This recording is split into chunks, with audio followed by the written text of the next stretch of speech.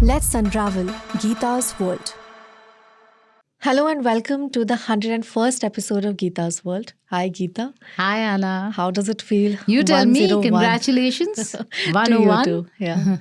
It feels lovely, and I think we'll continue to keep hosting and bringing new shows, new episodes on geopolitics. So that's our aim. And today we are discussing something that always sort of, somehow or the other pops up on our show, which is the US elections. Absolutely. It'll continue till 5th of November. Beyond that as there will well. be clarity, but there'll be clarity on, who's going to. Unless there's violence, which again we'll start reporting. Yeah. But unless anything of the sort happens, at least till November 5th, US is going to keep us quite busy. Yeah. And today the peg is actually because in the lead up to the election, the Democrats are hosting the DNC, which is called the Democratic National Convention. And it's like people are saying it's like a power play or like a, razzmatazz of so many people coming and rallying their support in terms of the presidential candidate, which is Kamala Harris. And yesterday... So this is the place where it'll officially be announced. Until now, all the endorsements have come through. There's nobody who is... standing against her. Otherwise, yes, it would have been the real power play that you would have seen should all of the Democrats not have rallied behind Kamala Harris. Okay, yeah. Then it would have been an open convention and an open convention with contenders fighting for that presidential ticket. Right. That's not the case. Yeah, because anyway... It's a glamorous affair, a 4-day affair of them coming together to officially announce Kamala Harris. And it is happening in Chicago. Yesterday only it got kicked off. So it's a 4-day affair. So it will continue till Thursday. And last night we saw Joe Biden giving a key speech where he apparently got like very teary-eyed. And I was actually waiting for some news to come in. Last night, meaning their last night, our morning. Oh yeah, right. Yeah. And we're And recording on a till Tuesday. Friday. So it yes, so it kicked off. There was a preview Monday night, which was Monday morning for us. Yeah. And then the day one was Tuesday night. Monday night, which is Tuesday morning for us. Yeah.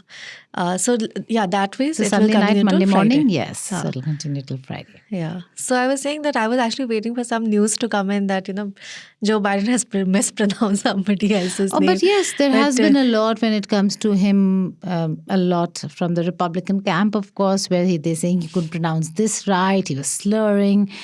But it was a very passionate speech that he gave. Age is a factor here. And age is not a factor if you're right there, And we've discussed this earlier as well. Donald Trump is not very young, but his faculties are intact. And we're not saying that Joe Biden is not, but I don't think he has it in him to run for presidency. One, because that's a very challenging fight, and then you have Trump as an opponent, not just that, and then to continue for 4 more years. So yes, it does show when he speaks. But I think he was more relaxed, Anna. He was relaxed because he no longer has to take the pressure of fighting, of winning, of saying things which is basically a political debate with the Republicans. He was just endorsing Kamala. He became very emotional. And he also said he spoke about his term and said that America, calling Donald Trump a loser for thinking that America, the nation is, failing. So all those powerful speeches also... he made his little splashes here and there. Also like the Gaza, the matter of Gaza. He announced that there is an agreement on ceasefire. Again, we'll have to wait and see what kind and how much of an agreement. And does Israel know that the Americans are saying this? Because, of course, they know. I'm just joking. But the fact is that, on the ground, it has to be visible. Yeah, so like yesterday, as in Monday night, we saw Kamala Harris, shocking everyone because that was not in the plan that she will actually, come and give a speech, but that was a welcoming speech. Then it was followed by Hillary Clinton, and then the night closed with Biden's speech. And over the next few days, we'll see delegates gathering at the United Center, where, of course, Harris will be there and her running mate. Tim Walz, both have been officially announced. It's that they will be presenting their vision for America and their strategy to how they are going to defeat Donald Trump. And there were actually a couple of things that were taken up, like for example. Discussing on Trump's, track record on labor, on abortion, on COVID-19, voting rights. They were like a frequent target of attack during the night. And so others who are lined up are Bill Clinton and Yes. Barack Obama, right? Barack Obama. Yeah. And the closing will be done by Harris herself, right? Because that's the concluding day where the official announcements happen. Yeah. And then she speaks, and then she talks about her running mate. Yeah. Which is Walz. Yeah, I was just thinking that, like you said, it's already been officially announced because anyway, the conventions No, the official announcement is at the DNC. No, I mean, yeah. She has been nominated because of the endorsements that have come. Yeah, like via a virtual roll call we discussed it that the minimum number of delegates that she needed to secure, she had far exceeded those. Right. And so there's no other candidate who will get the kind of delegates that she's got. Yeah. So technically, everybody knew that she'd won. She'd won. But the official announcement always happens at the conventions. That's why he had won the primaries, Trump, but the official announcement happened at the Republican National Convention, the RNC. Earlier. And similarly, this is happening at the DNC. But then people are saying that, okay, why do we need that? I mean, it's like a grand party. Like that's what they do. That's the whole idea. You're kicking it off by saying, well, this is the candidate, this is the vision, this is what the people think, this is what the party is thinking, and this is why she's there or he's there. Hillary Clinton made a very important point of the future is now, where she's talking about the entire history of women in politics, from the time when they could not vote to the time when they started voting, to the first women who got a ticket to become a senator, to become a congresswoman, to get a vice presidential ticket, so on and so forth. So it has been a long, arduous fight for women in the United States of America. In fact, in India, we had rights to vote way before the Americans did. Yeah, that's actually pretty. Yeah, so not known. It's a very, very interesting, but also one struggle that people should know of women's rights in America and how conservative the society really was and is. We've had our first prime ministers in the whole of South Asia, and India, Pakistan, Bangladesh, Sri Lanka, you name it, and we've had it. Across.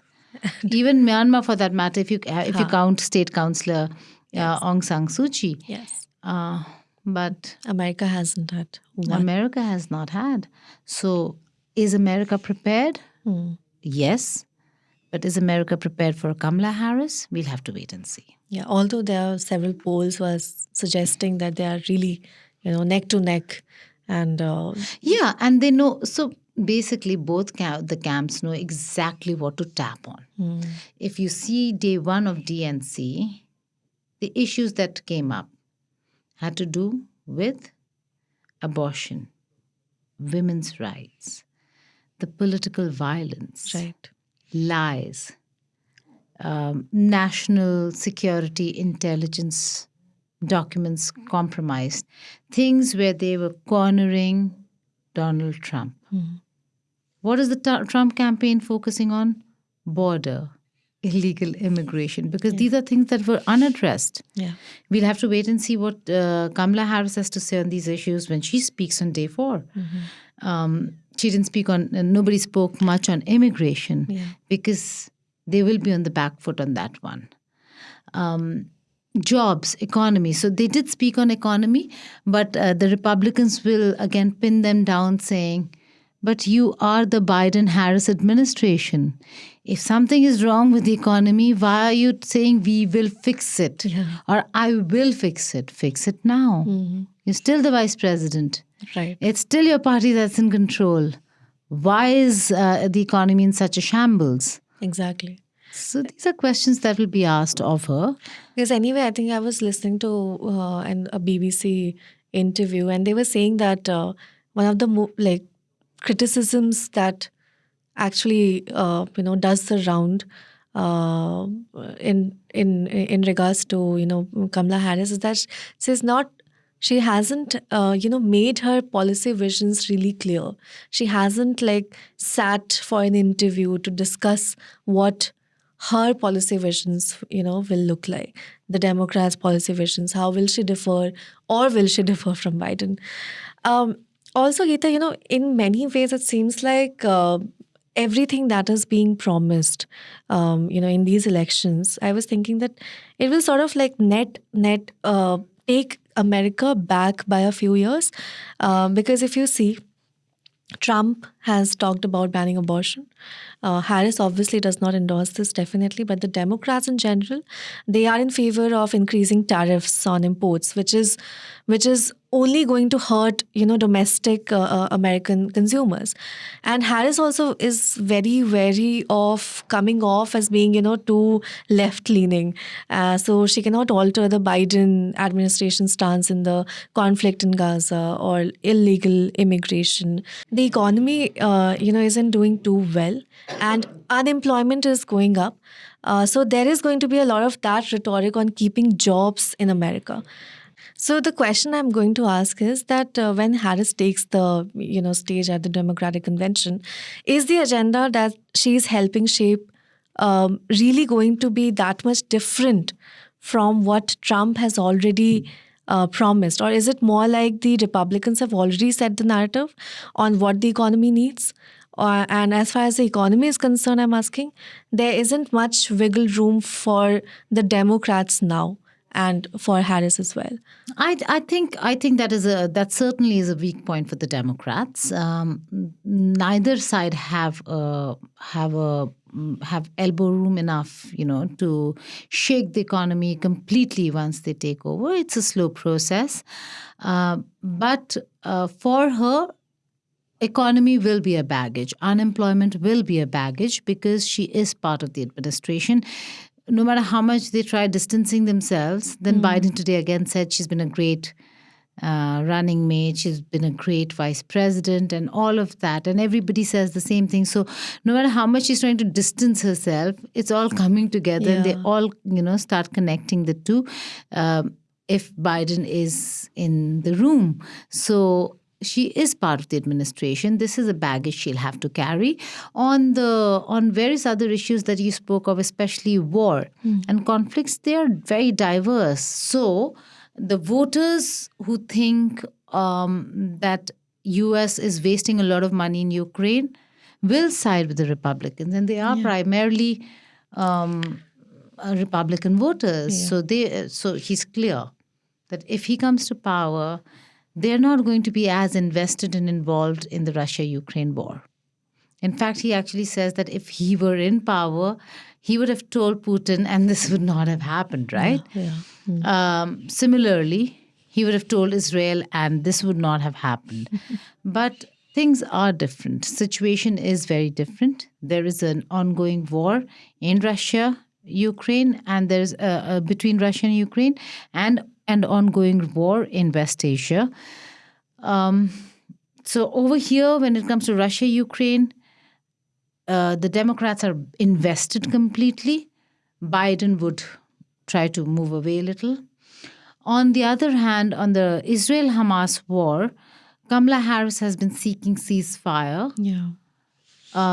Trump says, if it were me, he would have stopped this, but he will never seek a ceasefire from the Israelis.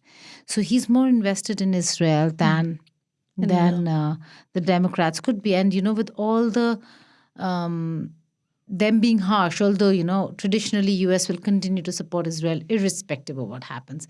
But they have been very harsh in their statements for Israel when it comes to the actions in Gaza. But if you see the visuals of Netanyahu's visit in the United States of America, it was rather warm when he went to meet Trump. Yeah, exactly. So that is different. Again, those are optics that play out for anybody who's from the American Jewish community and sides with Israel. There are many from the American Jewish community who are actually sitting in protest saying this war should stop, that this offensive in Gaza or into Gaza should stop. But that aside, I'm just saying the optics of it. So on economy, on immigration, and on foreign policy, Kamala Harris is yet to speak. Yeah. And these are the only areas where the Trump camp can actually corner her. And on the violence that we saw within the United States of America, questioning the electoral system, women's rights, abortion, all this, the Democrats are strong on these points, and that's what they put forth today on day one of the DNC.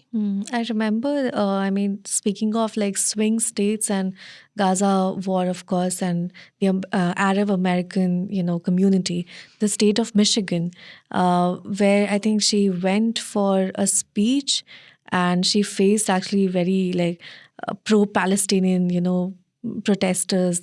Sorry, she was for a campaign rally over there, and all these Arab American protesters, they disrupted her speech. And well, not just Arab American, there are many Americans who are actually a part of the protests, and this has happened a few times over. Heckling her. Yes, this has happened a few times over. There was, they were saying that Kamala, you can't hide. We won't vote for genocide. And she was she almost lost her cool, and she just said, you know what, if you want Donald Trump to win, then just say that. Otherwise, I'm speaking. So these are the things. But then that's also wrong, right? If somebody's objecting to your government, does not mean they're Trump supporters. Maybe that just means that they expect more of you. They have no expectations from Donald Trump, but they expect of you. If any party could have actually changed the course of this war, it only was the Democratic Party in the United States of America. If anyone who should be called out for not doing enough, it's the American government, which is Biden himself. But then if you look at the administration, it's Biden-Harris administration. So yes, they are going to question her. And this is like those, who, if we question the government, they say, oh, you are anti-national. Of course. That attitude does not cut it. It does not work. Right. Just because we're objecting to what you're doing does not mean we're anti-you. It might just mean that we expect more of you. Yeah. That's that's a basic demarcation that you should do in terms of construing. Yeah. What is national and anti-national? Should they allow people to enter and heckle and disrupt? That's a different matter altogether. Yeah. Also, Geeta, we haven't addressed this, that why Chicago was chosen, because if you see traditionally, Chicago does hold the record for the highest number of conventions it has hosted, like having welcomed 26, 14 of the conventions were Republicans, and the other 12, including this year's as well, they have been for Democrats. But as I was reading, as documented facts suggest, the choice of location is often seen as an extension of the Democrats' campaign strategy, because Chicago is in a very critical position in the Midwest region. And the DNC had also, in a press release, had stated this, that Illinois, along with, Wisconsin, Michigan, and Minnesota, which is part of the Blue Wall. So they were crucial to the 2020 victory of, Biden and Harris, and to Democrats' success in 2022. The fact that they won those were the reason why they held. Okay. Yeah. But then they are also saying that this blue wall is also eroding because Midwestern states like Wisconsin and Michigan, they, reliably they were Democratic in the 1990s and early 2000s, but they are like considered like, political battlegrounds. And Trump won both the states in 2016. So it sort of ended the Democrats' streak in the region. But again, Biden won it. So this is No, the but then that's why quite a few of them have become battleground states because for the longest they were Democratic strongholds, but no longer because the fight has become tough. It's all about issues on the ground now, and we'll have to wait and see whether if the Democrats can hold these states or not, and that's why they've gone back to a very traditional stronghold, safe city, so to say. And historically also very important for the Democrats. Most of the conventions, like you said, have been held here, and they've done fairly well for themselves from the city. Is the reason why we are seeing, most probably, is the reason why we are seeing them hold the DNC there. Also, the fact that, Chicago is known for its manufacturing, its industry, the big shoulder city. And how did Hillary really define Kamala Harris? Or for that matter, her sister? They spoke of the fact that she represents the middle class. Yeah. That she has worked her way up and worked very hard. Nothing came to her on a silver platter. Somewhere down the line, they maybe want to put that across as well. And finally, one very important aspect on which they're fighting this election, abortion rights. You're bordering Indiana, and you know how people from there come into Chicago just to get their abortions if that's needed, and then this is a city that allows you that. So a symbolic way to represent. A lot of symbolism over here, but then again a traditional stronghold too. So Illinois. Then, so these democratic conventions really play a very significant part in enhancing your bid to win the election. I mean, it does because it is the official announcement. Yeah. It always is big. You will never find so many party leaders under one roof. Yeah. Talking about what the idea and the vision is and why they should be there. From here on, it's just going to be election rallies and interviews if she starts giving Anna, because that's a huge criticism now we see of Kamala Harris, that it's Trump who's giving interviews, and Kamala Harris has not done a single interview since the decision of her candidature. Exactly. She's not done press interactions, and there is some negative publicity surrounding the fact that there's very little media access. So all those who report, who are on the Democratic trail, they do have an issue about the fact that they have got no access.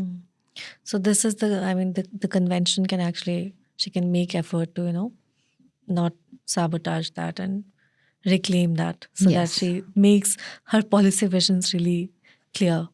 Also, the fact that why I read several reports that were making and drawing parallels with the 1968 convention, because they were saying that the 1968 convention is the time when the then Vice President Hubert Humphrey in 1968 and then Harris in 2024, they secured Democratic nominations without running for like a single. Which is a rare thing. Yeah. But then this also, comparisons are also being made also for the fact that because at that point the party was split over the Vietnam War, and now the Gaza War is there, and but they're not split over the Gaza War. Yeah, and they are almost like very much in line with how they're saying. So, but then I'm just asking you that is this comparison right to make? Not because, really. Not really. Very those were different situations, very different reasoning. No one ever, Anna, thought that there will be a conversation and a debate over a US president's age. Yeah. So there is no comparison because there's no precedent. Yeah. This is the first time that such a thing has happened, that a US president is being questioned for his about his mental fitness. And if such is the case, then how can you draw comparisons on different situations, different criterion altogether for having stepped down or having a split in the party, where, or other reasons why, or death, or other reasons why you have someone else, right? Yeah, so no. The comparisons are no. I don't think I don't think there is a comparison to make. I think this is in itself a precedent. Yeah. That has been set, and I don't think America will ever do this again, where age can be. In fact, America is indeed a country where you've had very young presidents. Oh, right. Yes. Very young. Barack Obama. Barack Obama. Imagine retiring before you turn 50 or just about 50 or just roundabouts. I don't know. Just about there, right? Yeah. That's when people actually in India would be making their way into the parliament. Right. Only now we see very young MPs, but otherwise, 40s, 50s is when they're actually making their way from being a panchayat, councillor, MLA, then, reaching the parliament. It's only now that you see a 26-year-old or a 28-year-old. But America has had that tradition of very young presidents. For them to have an 80-year-old president in itself was a rarity. Yeah. And on top of that, the fact that his faculties, his mental fitness, mental acumen is being questioned, I don't think we never thought that there would be a debate where we'll have an American president who we're thinking, will he be able to answer? What is he going to say next? Everybody is a bit nervous and a bit jittery over what the answer. Everybody meaning not us, but the Democratic side. That it was such a controlled environment that they had rules set for the debate. They changed the rules of the debate. They did not have live audience. Never has that happened. So no, there is no comparison, Anna. There can't be one.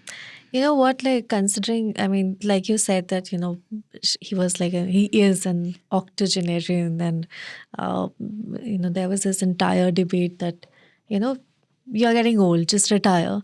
But I was also reading, and I think we should dedicate a separate episode to it, about US's deep state. And several reports, they have suggested that how, which basically the deep state, it comprises former presidents, CIA heads, policy thinkers, and how they pressured Biden to step aside. And then, not because they wanted him out, but because they actually felt he was unfit, and that should he have stayed back, they would have lost the election. It's plain and simple. It would have been a walkover for Trump. Now, we don't know who's going to win, but we know one thing for sure, which is that this is not a walkover anymore for Trump. Right. That's the only thing we know for certain. Right. Well, I think we'll just end the discussion by also just, highlighting the fact that while this is all going on, there are protesters outside who have gathered. And also, I forgot to mention, because last time, the parallels were being drawn in the with the 1968 convention, because at that time also, protests definitely broke out. And this time also there are certain people, and I also want to focus on these uncommitted delegates, Geeta, who are not aligned with Harris, who are advocating for a more progressive stance on issues like, of course, the US policy towards, Israel and Palestine. And they intend to, use their platform to push for an arms embargo. They're saying that, don't sell weapons to Israel, don't send weapons to Israel, and which is, a policy that Harris's campaign has rejected. So the people, the uncommitted delegates, they are organizing a parallel convention featuring, third-party candidates like Jill Stein and Connor West, who are pro-Palestinian. And they have a very significant demand. They just want Harris to articulate how she's going to be different from Biden. But I remember from our last conversation, Geeta, that she is not going to be different from Biden in terms of many issues. Maybe especially, a few things she would do differently because, there's always a difference. It There are has to differences be. of opinion between a president and Has vice to be. president. And no matter how much, Anna, people say, but you were the same administration, you were the same administration. Please go look at the powers. Yeah. A vice president in the United States of America does not really have a lot of power. So, yes, when she's in charge, she will do things differently. Right. Her approach might be different, but the policies. The policies, exactly. It's there that I see whether she can remove herself from the continued policy and how far can she remove herself from that. Yeah. She's talking about fixing the economy, but nobody stopped her from doing that in terms of going, and being a part of that entire process even now. And even now, even though, yeah. Can't say I will, right? So there are a few areas, but one has to recognize that it is very different being a vice president in the United States of America as opposed to being a president of the country. He is the supreme leader. He enjoys all the powers and he can veto anyone and anything. Yeah, right. So it's a hugely different scenario for her. Saying that but you were part of the same administration does not cut it. It'll only for those who don't understand it. And primarily most of the Americans do understand that VP hardly has any powers. So I think she's going to keep the Democratic vote bank intact. It's the swing states and those who have been impacted by the economy, by the downfall of the economy. Right. They are the ones. In fact, she needs to convince. Yeah, like I was saying about Michigan, one of the swing states. In fact, over there, the people are sort of relying on Kamala Harris, saying that, they're thinking that at least Joe Biden retired, like Joe Biden resigned. So they are thinking that even the Democrats also, the Republicans as well, some conservatives are sort of, that's what I have read, are sort of aligning towards Kamala Harris in terms of how her approach is towards this war. Because we don't know the clear-cut, how Harris is going to frame her way to, how she's looking at the war, whether there will be an arms embargo. So the Republicans as well, the voters as well, they are also divided whether she'll be supportive because they are anti-Trump. So they are actually relying on Kamala Harris. But having said that, I just want to come to the uncommitted delegates and speaking to there was this uncommitted delegate from Washington State, and this person was speaking to Al Jazeera, and they said that after the last night where Biden did mention about ceasefire and everything, but they said that he just continues to offer these empty words, and to be quite honest with you, Biden has given us nothing but empty words for the last 10 months. So the point is that whether this parallel convention that is being run by the uncommitted delegates, you think in some way or the other this is going to overpower or overshadow the main convention? I don't think it's going to, no, it's not going to overshadow the convention.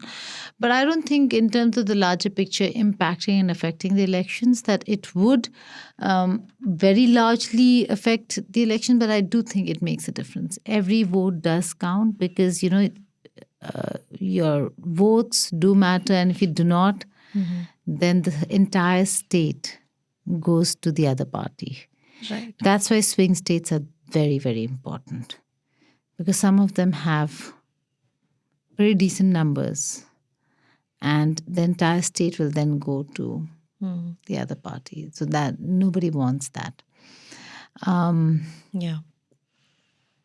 So I think that Kamala Harris has a lot of challenges ahead of her.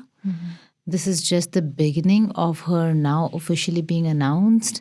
And then she will have to start doing interviews, which she will. There's no other way. But I think they're first looking at all the firepower, the ammo that the Trump camp has against her, and then prepare herself well enough because they are going to have a debate. The reports that Kamala Harris has rejected going on a debate on Fox. Oh. The first one was on CNN. Yeah. But Trump had agreed. Yeah. Oh, right. Yeah. And it was a CNN debate. But he agreed because it was Biden, I think, and they had changed all the rules to Biden's advantage. Yeah. And yet it was a disaster. And then, in all fairness, Kamala Harris should then accept with Fox, but she hasn't. Yeah. In all probability, it'll be ABC that would be hosting the next Okay. debate. Whoever does it, I think the rules of the game would be like it used to be earlier, with a live audience, so on and so forth. Let's see whether that's going to happen. And how Kamala performs is going to be very important, because she did not do very well in her own primary debates last time around. Yeah. In fact, she actually did not do well at all. So one has to see whether if she can take on Trump on grounds where she would be convincing, things that she needs to pin on him and say, you are to blame for this, period, and it should stick. So she needs to have a plan, and she needs to debate well. So just doing speeches is different. It's different when she's posed questions and if she can answer them well or not. Yeah. For Trump, there are no rules. No rules apply. So he'll just do what he wants to do. Yeah. And if he's going to do that, then it's going to be a very different scenario. Yeah. That's like genuinely, like you said, press interviews and speeches are very, very different. Yeah. So on that note, I think Geeta will put an end. It was lovely chatting with you regarding yet again the US politics, but it comes with its own set of surprises. So no wonder, for all good reasons. So let's see how this convention culminates with Harris's speech, the policy issues that she'll be raising, and let's see how that goes. And probably if needed, we can do a different episode, a separate episode on that. Surely. Yeah. Surely. So thank you so much. And to all the listeners and viewers, thank you so much for tuning in. And watching. And listening. Yeah. And writing commenting. to us. Yeah. Yeah. Thank you. So yeah, thank you so much. And keep commenting, keep writing. Very valuable, very cherished. And there's a number which is 8588966996.